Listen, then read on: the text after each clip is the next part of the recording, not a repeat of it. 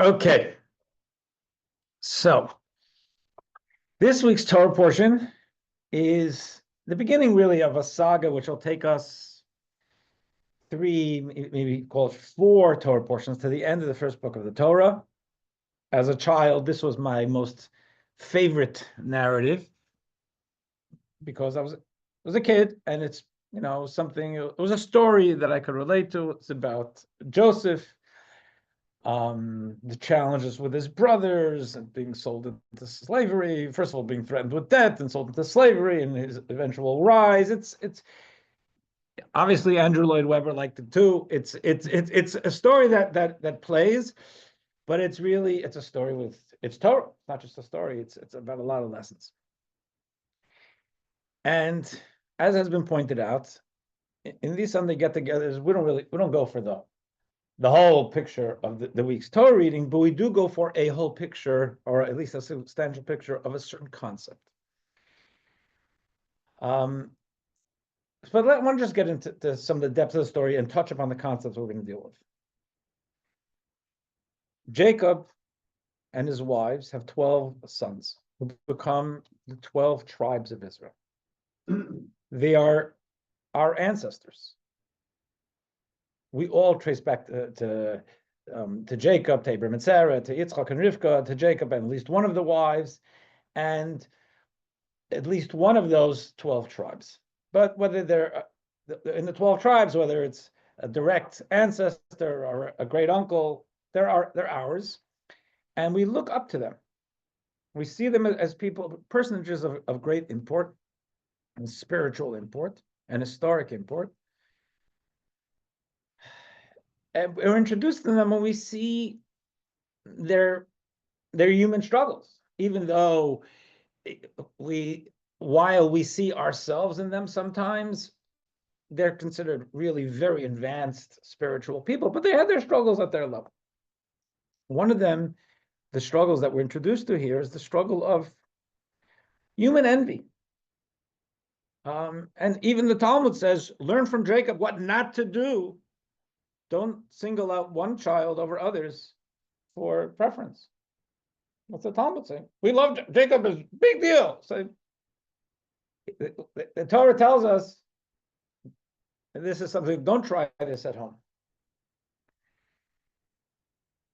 So, and in this week's Torah portion, we have really front and center what we would call today the family dysfunction going on there. So Jacob shows preference for Joseph. Remember, he had 4 wives, and initially his gravitational pull was to one named Rachel. That was I hate to say it, a favored wife, but she has that place in Torah. And Joseph is her first child, and she dies in childbirth, and not in childbirth for the second child, and she's buried on the side of the road. So you can see that contributing factors would make him something special. Joseph is what he has left, aside from his younger brother. Those two are what he has left from his beloved wife who dies young. Whatever the case is, he's showing him openly a certain amount of preference over the other brothers. And it seems from the Torah that Joseph himself is not sensitive to that. He doesn't kind of duck it. He flaunts it to some extent. He doesn't do anything to ameliorate the problem. So the brothers, they conspire. He's alone. He goes to see. They're older. They're going and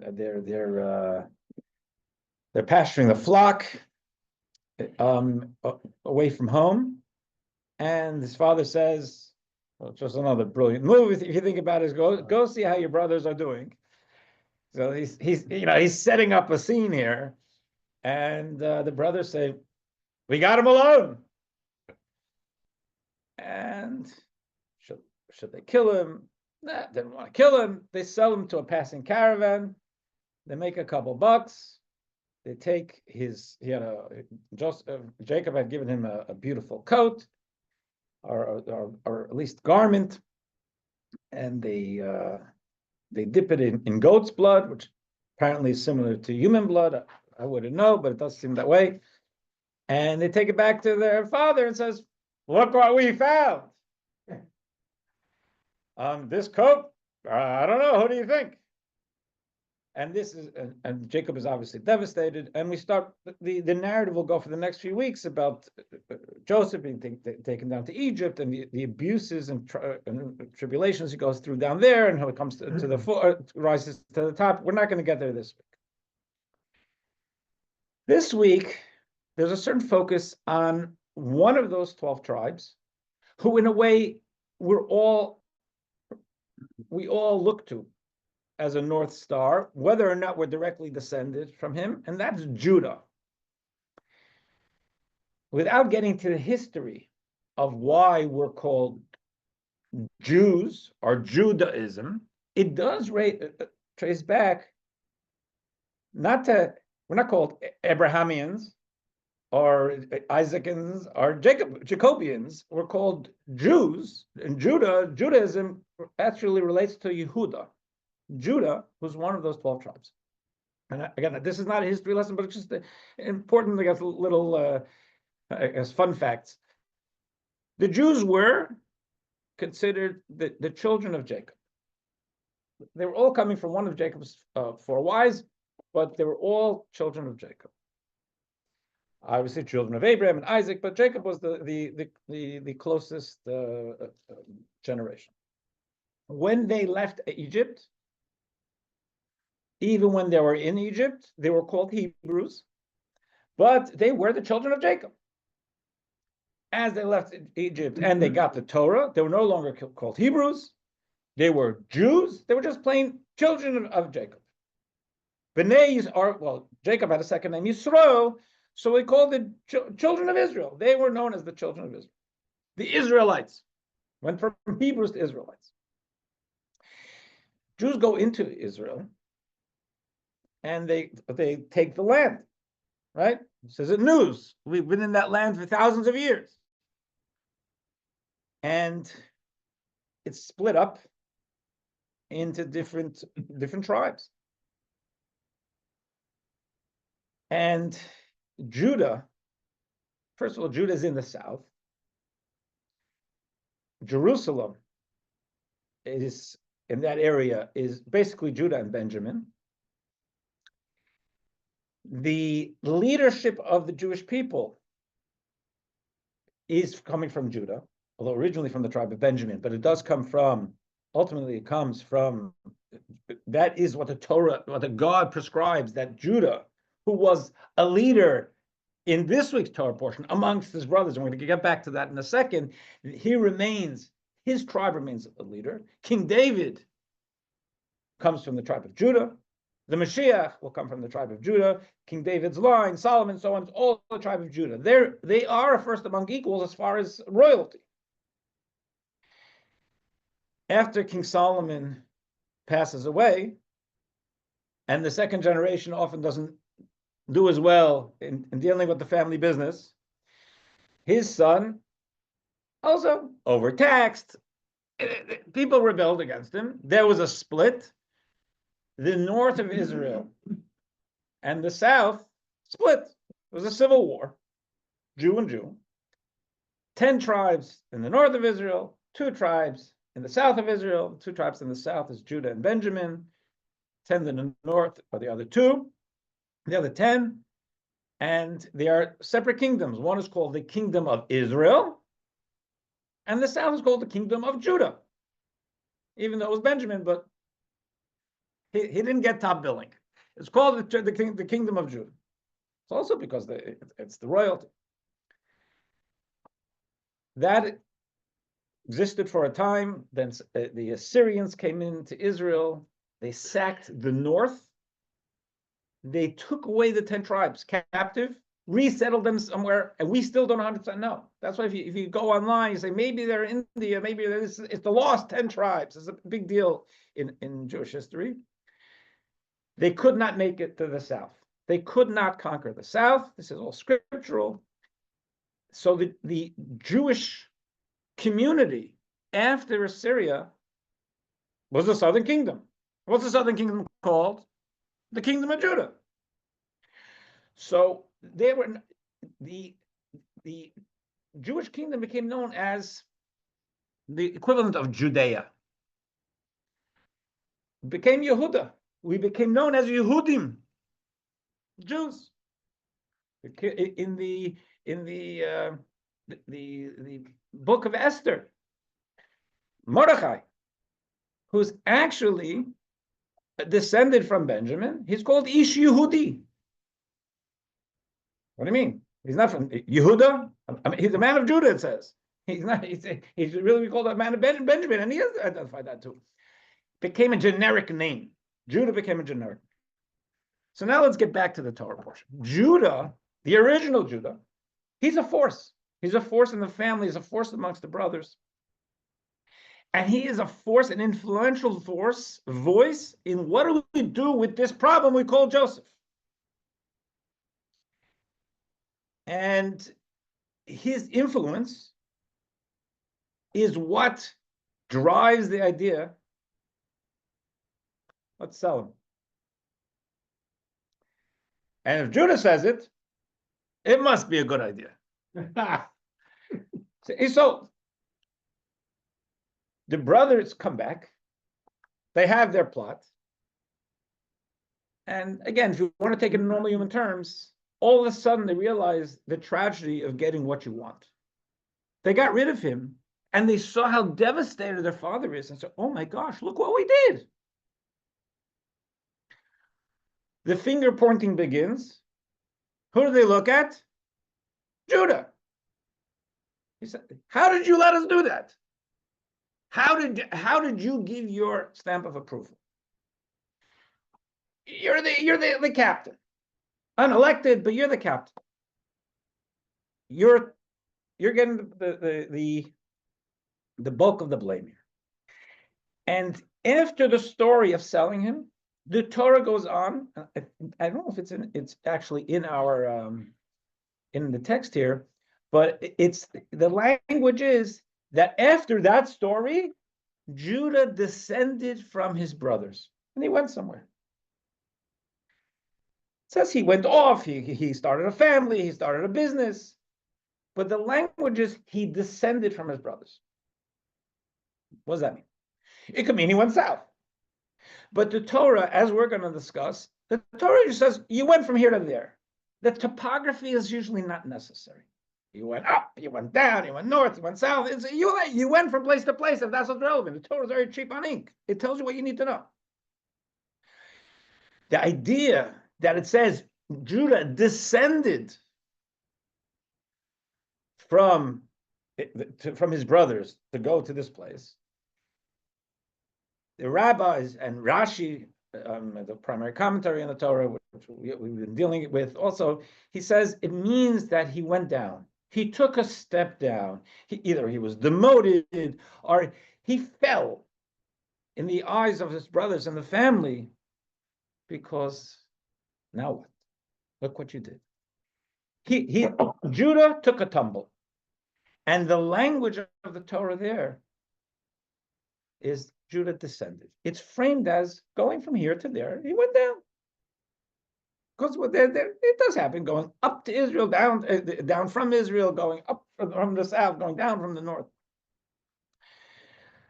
So today's discussion is we're going to explore a Rashi, but I want to start with exploring more the lesson, because sometimes the Rashi gets maybe a little bit more didactic than we're used to. I'd rather discuss the topic and then we'll read it into the Rashi. Let's see how that works. Okay. Just excuse me 1 second. My mother's not well. I'm in the middle of the classes. Is there anything? So go quick, please. Quickly.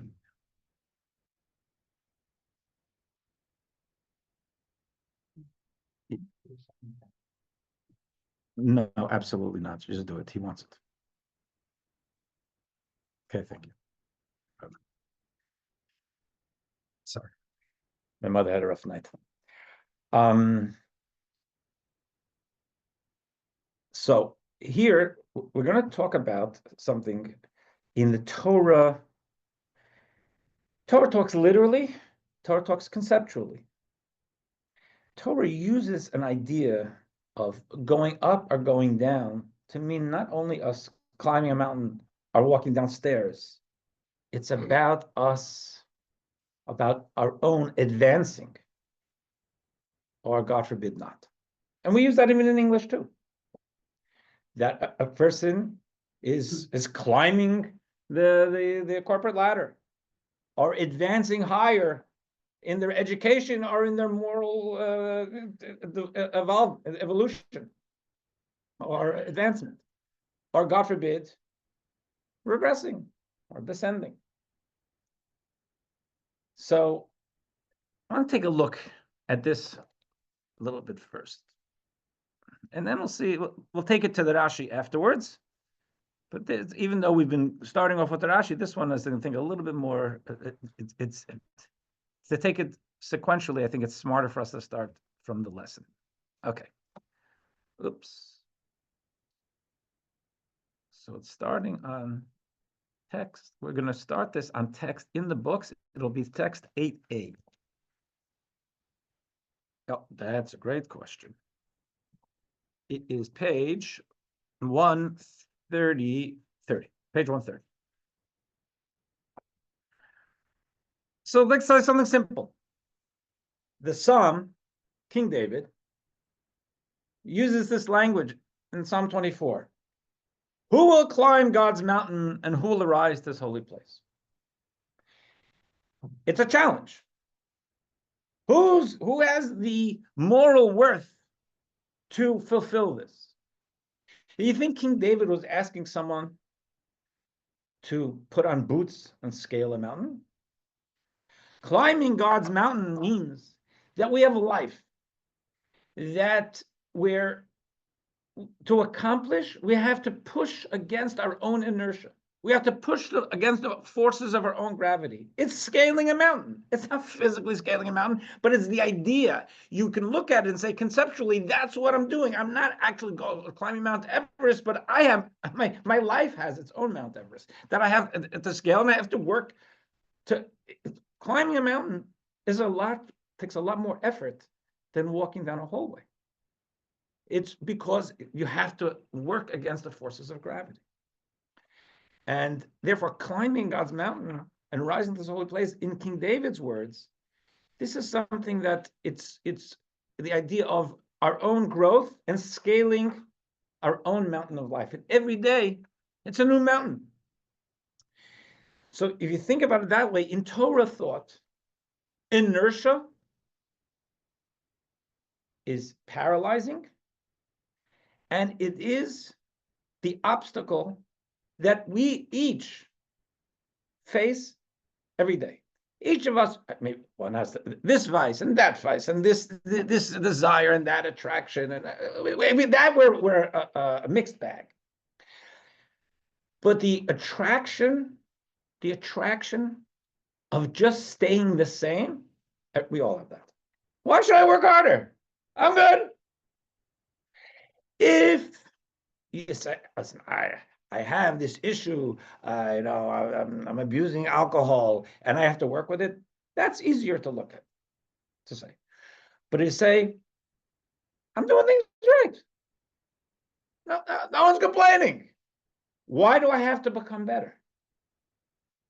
That is a much more insidious and sometimes less discernible challenge, but every one of us deals with that every single day. The challenge that we don't feel compelled to do better.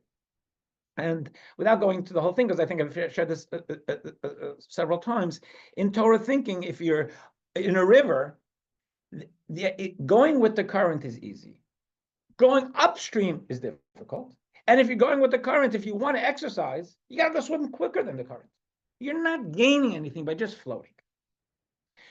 In life, God gave us a world and a life, and there's a verse which they don't have here, which says, we are born to toil. I hate to tell you. We're born to work. Why?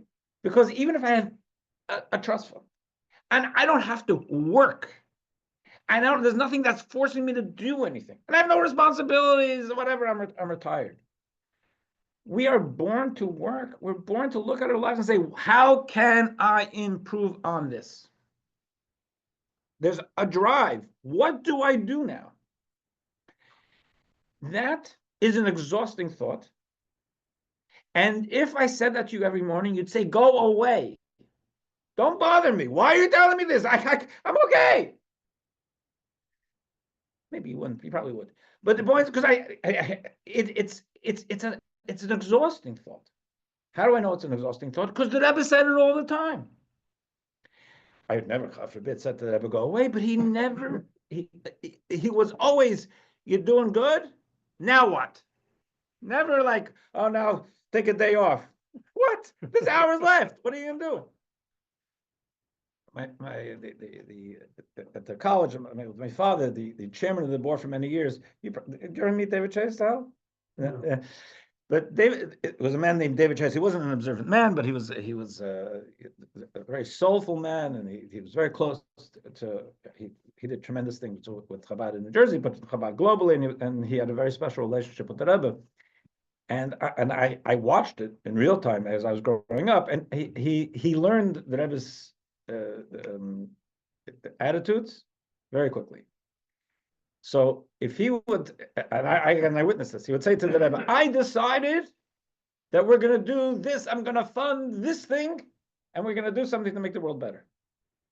And then he would say, but I know you're going to tell me that we have to go from strength to strength, so I'm already planning my next project. Because how did he learn that? Because every time they would say, that's great, what's next? But it wasn't in a way where the Rebbe was demeaning what he did. It was with a smile and saying, go on, great, look what you did. Now look what you can do. Oh, so which was it? It was an exhausting, I'm telling you, for me, it was an exhausting thought. You never arrived.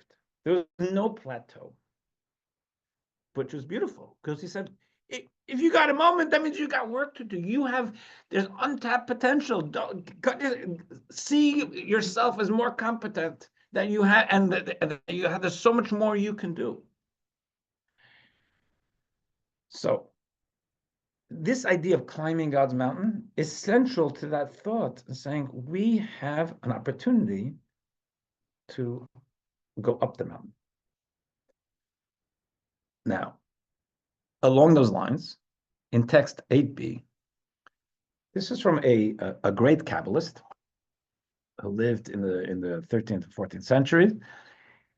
I don't agree with the way they translated it, and I actually wrote to the. I love this curriculum, and I'm grateful for it. And even if I amend things sometimes, it's my personal preference. This I actually wrote to the group of us, like 300 of us giving this class, including the author, saying this morning, I don't go for this translation. So I'm going to amend this a little bit. From the teachings of our sages, it will appear that Moses never climbed a physical mountain. He means Mount Sinai. That's not an accurate translation. There is no claim of this great Rabbi Menachem Rekanadi, that Moses never climbed the mountain.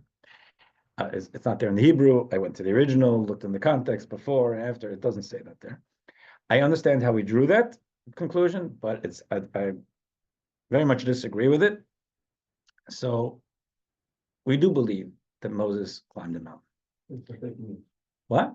Well, I believe that because the mountain actually exists, or there is a writing that supports the idea that he climbed the mountain. There's many writers that say he climbed the mountain. But it could be as allegorical as. Right. So that's what he's saying. Mm-hmm. The amount of times it says it, that's a stretch. And the fact is that if this great rabbi, if he wrote it, I'm not going to disagree with it. I might take a different rabbi's perspective. He doesn't say it. You look at the Hebrew, he doesn't say that. What he is saying is that the going up the mountain, the physical going up the mountain, wasn't just going up the mountain. It was a physical illustration of what was happening. Moses was advancing spiritually to connect with God. in a similar way, the Talmud says, focuses, and that's what the next quote he has. The Talmud quotes and says that Moses not climbed the mountain. Moses ascended to God. What does that mean? They fly. What do you mean? What do you mean ascend to God? And the Talmud says it's not that God came down or he went up. Moses opened up his heart, developed spiritual sensitivities, activated his spiritual sensitivities, he connected with God. That's called ascent. It's not about the physical ascent. Now, Moses did go up the mountain because God said to him, you have to, the Jews can only go up to the bottom of the mountain, you come up the middle mountain. It was for the more about the seclusion and the sanctity of having a personal moment of intimacy, then somehow going up brought him closer to God. When you go in an airplane, you know closer to God than you are here. If you go, to Jupiter, you know closer to God than you are here. It's not a spatial thing. But the idea of Moses going up a mountain in the Torah framing, according to this Rabbi, and I just want to finish this text, I know you have a question for it. It's saying going up, that was an illustration for the Jews. They're watching Moses walking up a mountain. They can't see, they're not there, but going up a mountain works in their minds. Moses is ascending. It wasn't about the physical ascent. It happened, but it wasn't about the physical ascent. It was about the spiritual ascent. And he says, I suggest when the Torah says Moses climbed the mountain or ascended to God, it doesn't mean about, it's not focusing on the actual climb, although it was an actual climb.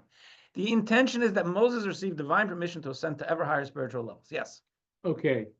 Now, this question about whether or not he ascended the mountain, as parable, the issue that I see here is when he came down from the mountain with the tablets. Okay, does that mean he went to a lower spiritual level? And then when he reascended. Right. So I thought about that this morning also. I mean, there are so many problems. That one, I guess we could probably squeeze it in somehow, but eventually you're really squeezing a square peg into a round hole, because if you look at the amount of times that the scripture and the rabbis used the language of not only ascending the mountain, but how far up the mountain he went. Again, if this rabbi, big deal. If he said it, I'm not going to argue with it. I might not accept that as my way because the other rabbis say differently. He doesn't say it, so why am I? Big deal. This guy, the translator here, is a great guy. He's a kid from California. He mistranslated. What? No, he's a great kid. I think it's partially his youth. I can say that at this point in my life. Yeah. He's mistranslated. Did he look at certain verb, lack of vowel? To me, he's a good boy. He's a boy. It's not. I don't have to analyze too much how he got into it. I wrote. I understand the possibility of reading those words that were, but it's flying in the face of everything else.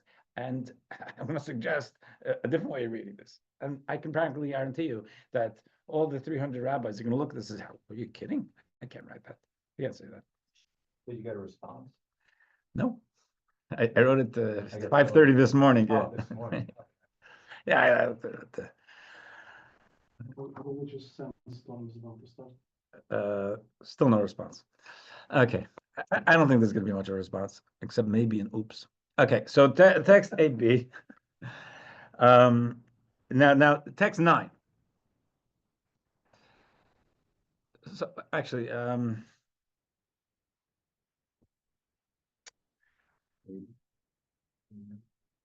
want to show something else before we do that. Let me stop this share. I want to share something else which I would have put in here.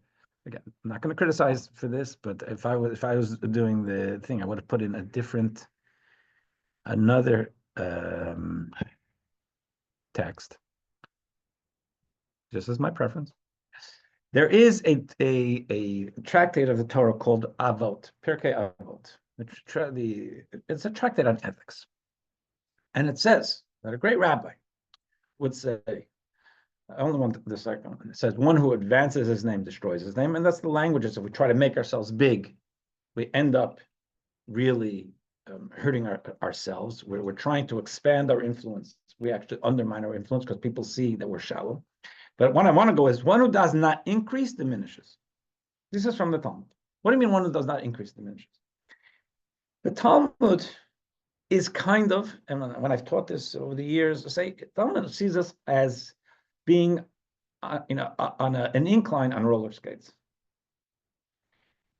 Either you're actively going up, if that's possible, or you're going to slide down. And in life, just to say, I'm going to let things, keep things low flame, everything's good. Eventually, our weaker instincts come in, and we have less of a fire and appreciation for some of the good habits we have, and they start to wither. They start to unwind. We have to increase. I tell my Chabadster associates who live like me, and we're out there doing things, not raising our kids in totally observant environments, but we want our kids to grow up like us. And I say to them, my experience is, if you want your kids to be as connected as you, then raise them even more passionately than you were raised. If you keep it at that, just with the passage of time, the walls get a little weaker. We've got to be increasing. When a child, take it away from us, when a child, I tell this to the Hebrew school parents, when a child sees, and that's really the core of today, when a child sees that you never used to go to synagogue ever, and now you started going to Yom Kippur, it's gold. You know why? Because you changed and you took a step closer to Judaism. And you're an authority figure, so oh my gosh.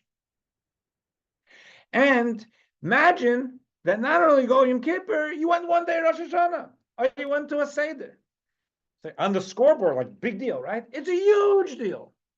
Because it's about, are we transmitting a message that this is important, and therefore I am growing in it. It matters to me, and I'm looking to deepen my connection, or is it all on autopilot? When it's on autopilot, the kids see it's not that important. Matter of fact, when I grew up, they used to say there's a generation gap. Because the Holocaust generation, kids, my generation, and eventually next generation, getting further and further from their grandparents. A very wise Chabad rabbi who passed away quite a while ago, his name is Rabbi Zalman Posner. He wrote a book called Think Jewish, and it was one of the only books in English of from a Chabad rabbi, and I read it when I was very young, and it struck me. He said, "There's no such thing as a generation gap. As a matter of fact, there's perfect communication from generation to generation." When a parent tells a child, my grandparents were Orthodox, but my parents, not so much, and me, I don't know, less. When the kid does even less than the parents, they're doing the family tradition. It's perfect. It's every generation does less. It's not a generation gap. It's communication going from generation to generation. So we do less than the prior generation. When a generation, when parents say, my parents did less than my grandparents, but I'm doing more than my parents, even if it's a little bit, or I'm doing more than the way I was raised, I'm doing more than the way I'm used to, the kid says, whoa. Maybe not consciously, but subconsciously. This is important. They're doing something, break out of their status quo, because status quo is suffocating. Status quo grips us. And kids know that. And to say they're making an extra effort to increase their Jewish connection, that's gold. So in Judaism, the thing, and that's really the core of today, how many mitzvahs we're performing or not performing, obviously everything is important, but that's not the goal. The Jew gets up in the morning and says, the thinking Jew says, what can I do today that improves on yesterday? And therefore, if I walk into a shul wearing my yarmulke, it's a good thing on this Sunday morning. And someone else walks into the shul wearing a yarmulke. We're both Jews walking in with a yarmulke.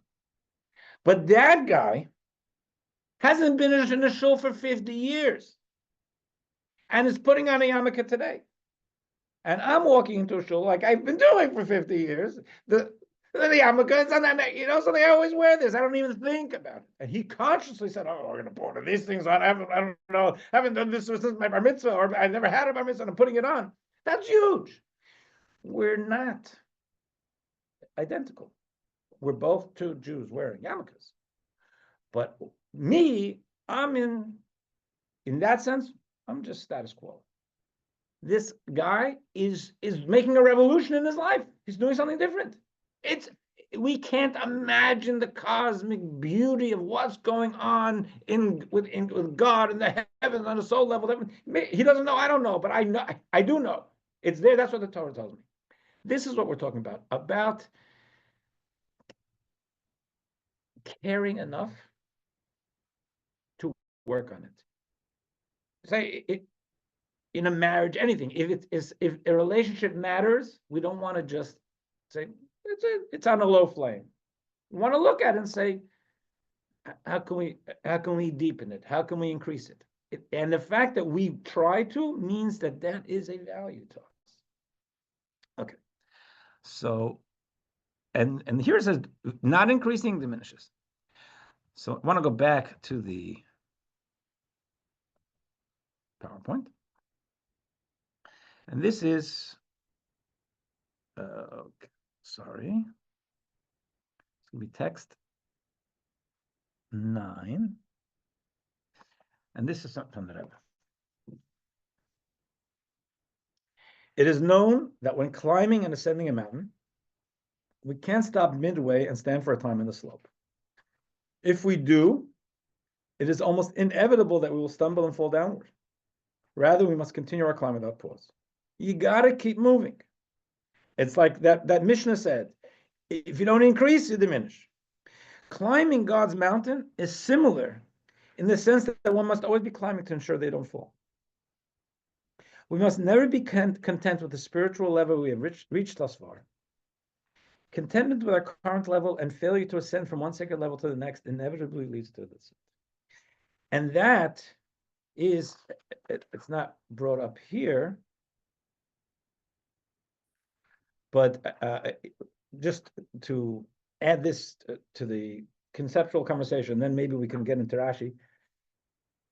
What is Hanukkah? What does Hanukkah teach us? Hanukkah you had one day, there was the miracle of the oil. And maybe we won't get into Rashi, maybe we just finish with this, but I don't know if that's going to be enough time. At the heart of what happened Hanukkah is, as Hasidic thought looks at it. On the face of it, the Syrian Greeks, the Hellenists, they came along to the Jews. They conquered Israel. Alexander was very good to the Jews. He was permissive. Alexander became a Jewish hero. The name Alexander and Alexandra became Jewish names. We took a Greek name. But the later Hellenists, they were dissatisfied with the Jewish the Jews stubbornly clinging to this idea of a supernatural creator and a relationship with an invisible being. If lighting a Shabbos candle was about welcoming a day of rest and welcoming a day of family and dedicating time to strengthening bonds between our loved ones, they would say, sign me up. I love that. But when you make a blessing of those candles, you say, thank you, God, for giving me the mitzvah of lighting Shabbos candles, say, whoa. Who's that? And what does that have to do with anything? This is about us dedicating time to our loved ones. Not the hocus pocus with God. What are you talking about? They wanted to neutralize the divinity factor within godliness, within Judaism, and make it's more humanistic. There's so much humanistic, there's so many beautiful human lessons in Torah. Stick with that. It's good. It's appealing. You don't look so crazy. Your neighbors can deal with it. We'll come over for Shabbos. Don't start with the nutty stuff. And when that didn't sell, they started to coerce. One of the things was about bris. What does that mean? You're mutilating a child. The beauty of the naked body. It flew in the face of this humanitarian religion that they see.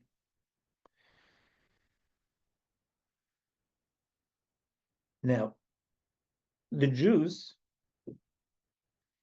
had a choice. And imagine, God forbid, we're sitting back there. And there's a conference of rabbis here.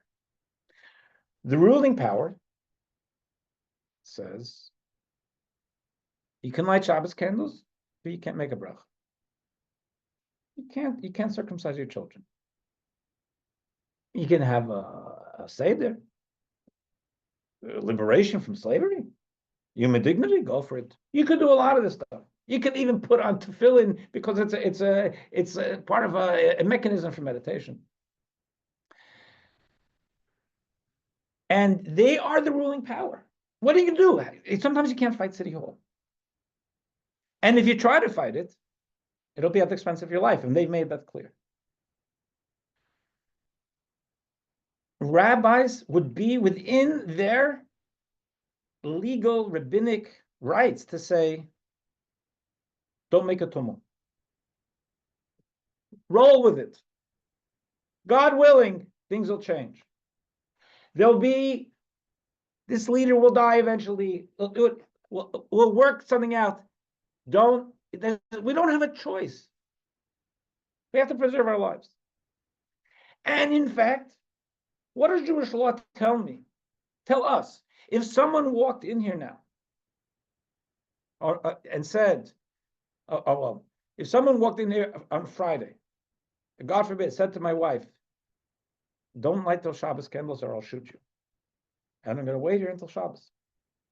Because once it's dark, I know you're not going to do it. Jewish law says don't light the Shabbos candle. Preserve your life. You only give up your life under 3 specific circumstances. If in Jewish law, if there's a death penalty for circumcising your children, Jewish law says don't do it. If it's a governmental attempt to destroy Judaism, then maybe you do, but you're certainly forgiven if you don't. And the idea of going through what is a suicidal fight of we don't have an army. They're huge. This is a Syrian army. Not only that. So what did the Jews do? The Jews, they said, it's not good enough. You're right. Rolling with the punches is okay. But we are willing to stick at our necks for a premium level of relationship with God. We don't want to accept this. They didn't have to do that. And rabbis could have said, you're being irresponsible by Torah saying you're being irresponsible. They said, we're being irresponsible. We're being loyal to God. This is not about our ego. This is not about our ability to control. This is about our desire to have a full-fledged relationship with God, and we're willing to fight for it. History proved them right. But it wasn't a clear-cut thing. Not only that, when they finally won the war, and they came to the temple, and they saw the menorah, and they couldn't find what was the problem? They had oil. They found oil. And to light the menorah. The problem was it wasn't ritually pure oil. It was contaminated. And that was part of the devilishness, of the deviousness of the Syrian mindset. They said, Having a menorah is beautiful, bringing light to the world. We love that idea. But the idea that it has to be holy oil doesn't burn any different than the oil I buy in ShopRite. What's this business? Hocus pocus. So they had these jugs of oil. The jugs of oil were sealed with the seal of the high priest. Oh, that's special holy oil. No, what they did was they took off the seals. Now what? Oh no, I'm not going to use it. Don't use it. Don't use it. You're irrational. It's the same oil. What did I do? I just took it off. Jewish law says this. That's part of the hocus pocus. So when they retook the temple, and they want to light the menorah, they found oil, but none of the oil that had been sealed with the seal of the high priest. If they had gone, and they probably did, they had to ask rabbis about Jewish law. Jewish law says that ritual impurity is set aside for public welfare. Jewish law. It's not a loophole. That's Jewish law. So they were able to use that oil. Why didn't they? Oh no, we only found one. What are we going to do? We're going to send you off to go get new olives, but it's going to take us time. We're going to be without the menorah. They said, we stuck out our necks. We fought and succeeded because we wanted to look at premium relationship with God, to do it the right way and not to relax and take it just with roll with the punches, so to speak. Why should we start now? We're not going to take an acceptable way. We want to do it better. And that's why they said, we have only one cruse of oil. We'll light it, and then we're going to have to wait until we get more. And what did God do? God said, because you showed that amount of connection with me, and to use Hasidic language, because you found your own inner cruse of oil, the holy oil within you, that's incorruptible and not contaminable. You brought that out because if you love me, you don't want it to just be an acceptable relationship. You want to bring it to its best level. So I'm going to show you that I'm going to meet you there. And I'm going to have this miraculous lasting of it for 8 days until you get more. And when the Jews want to commemorate it for history, what do? They don't say, let's light 8 candles every day to commemorate the 8 days of that the candles were lit until we got to new oil. They said, let's show what our relationship with God is. We have 1 light, and then we're not satisfied with it. We go, the next night is 2 lights. We're not satisfied with it. You say, well, 2 lights, beautiful, not good enough. We're going to go to a 3rd light. It's that idea of the drive to do better, to ratchet up our relationship, to increase what we're doing, climb the mountain. That's the message of Hanukkah.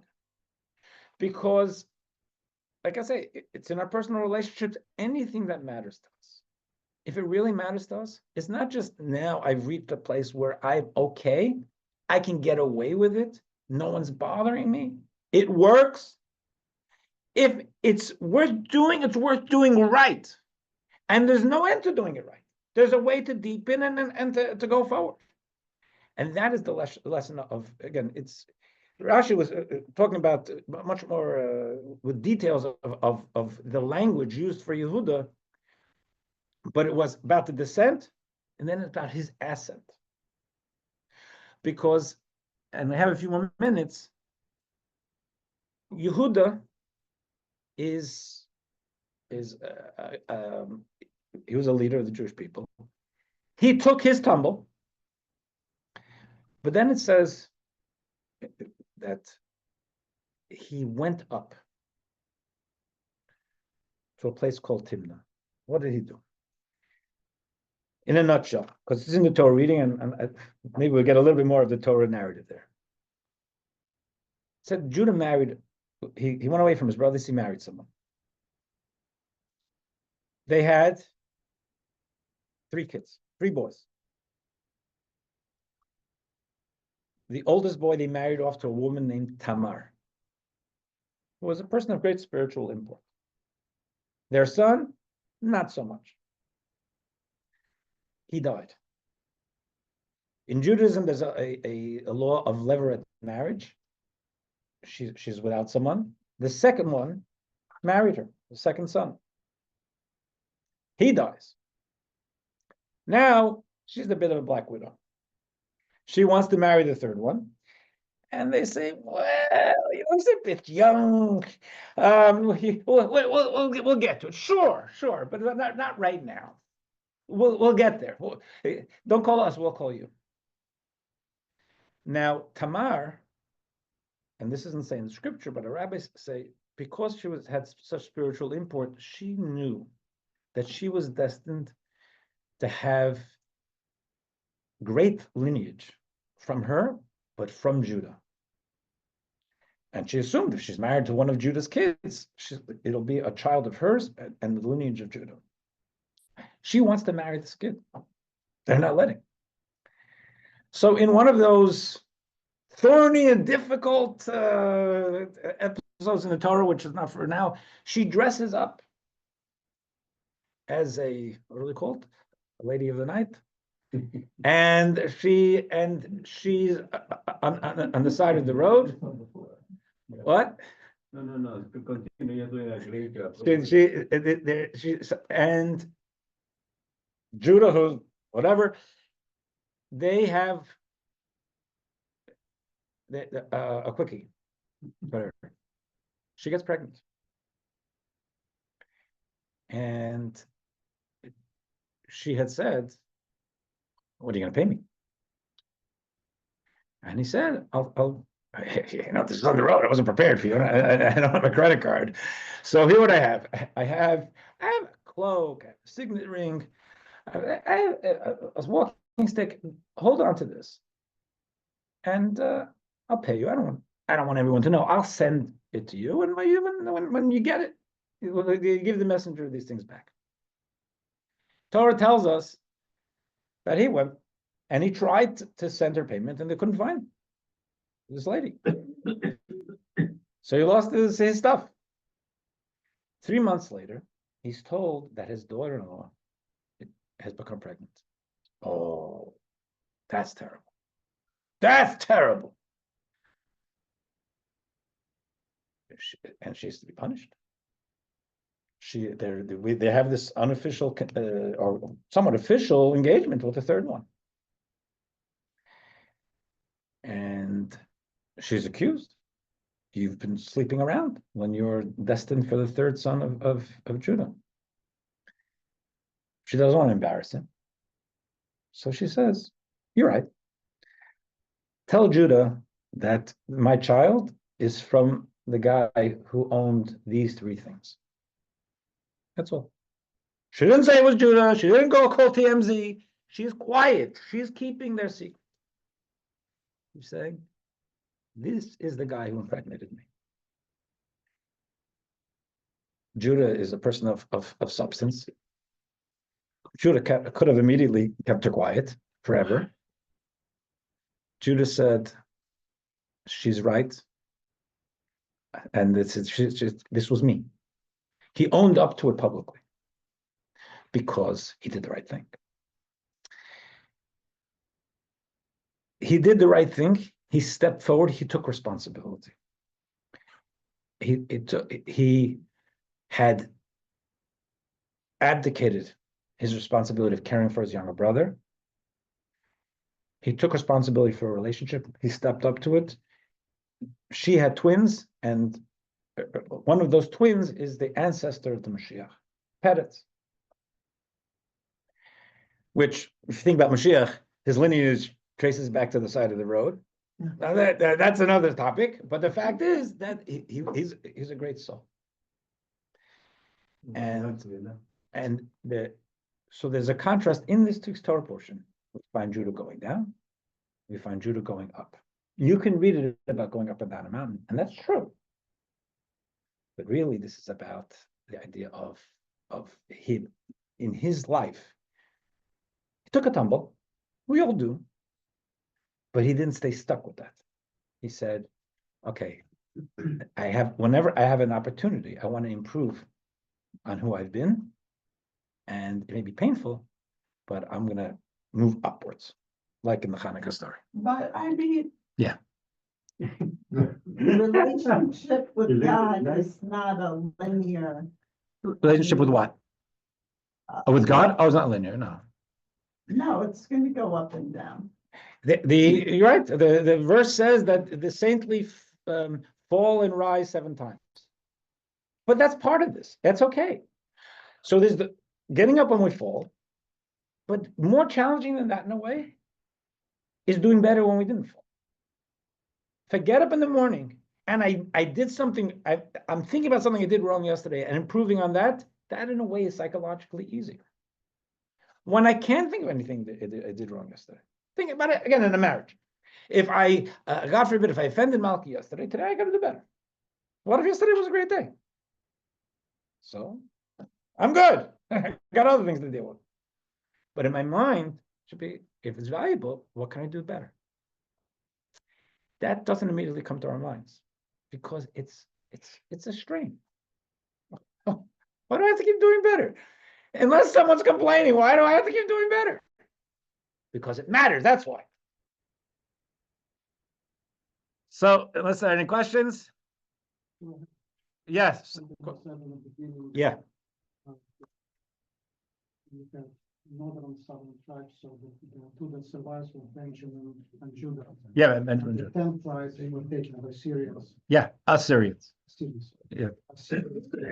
Never heard of before. Pretty much. So out of the 10 tribes, there were tribes of the Levites and Kohaths. Correct. How do we have Levites and Kohaths now? Because the Levites didn't have a specific geography.